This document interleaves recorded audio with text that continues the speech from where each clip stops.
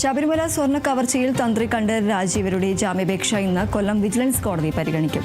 ആദ്യം അറസ്റ്റിലായ കട്ടിളപ്പാളി കേസിലെ ജാമ്യാപേക്ഷയാണ് ഇന്ന് പരിഗണിക്കുക. ദ്വാരപാലക കേസിൽ ഇന്ന് ജാമ്യാപേക്ഷ നൽകും. ഒന്നാം പ്രതി ഉണ്ണികൃഷ്ണൻ പോറ്റിയുമായി തന്ത്രിക്ക് അടുത്ത ബന്ധമാണ് ഉണ്ടായിരുന്നതെന്നും ഗൂഢാലോചനയിലടക്കം പങ്കുണ്ടെന്നുമാണ് SITയുടെ കണ്ടെത്തൽ. എന്നാൽ സ്വർണ്ണ കവർച്ചയിൽ പങ്കില്ലെന്നാണ് തന്ത്രിയുടെ വാദം.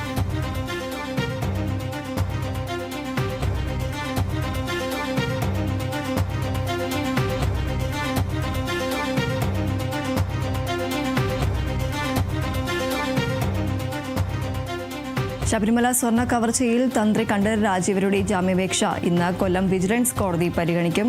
ആദ്യം അറസ്റ്റിലായ കട്ടിളപ്പാളി കേസിലെ ജാമ്യാപേക്ഷയാണ് ഇന്ന് കൊല്ലം വിജിലൻസ് കോടതി പരിഗണിക്കുന്നത്. ദ്വാരപാലക കേസിൽ ഇന്ന് ജാമ്യാപേക്ഷയും നൽകും. ഒന്നാം പ്രതിയായ ഉണ്ണികൃഷ്ണൻ പോറ്റിയുമായി തന്ത്രി കണ്ഠരര് രാജീവർക്ക് അടുത്ത ബന്ധമാണ് ഉണ്ടായിരുന്നതെന്നും ഗൂഢാലോചനയിലടക്കം പങ്കുണ്ടെന്നുമാണ് SITയുടെ കണ്ടെത്തൽ. എന്നാൽ സ്വർണ്ണ കവർച്ചയിൽ പങ്കില്ല എന്നതാണ് തന്ത്രിയുടെ വാദം.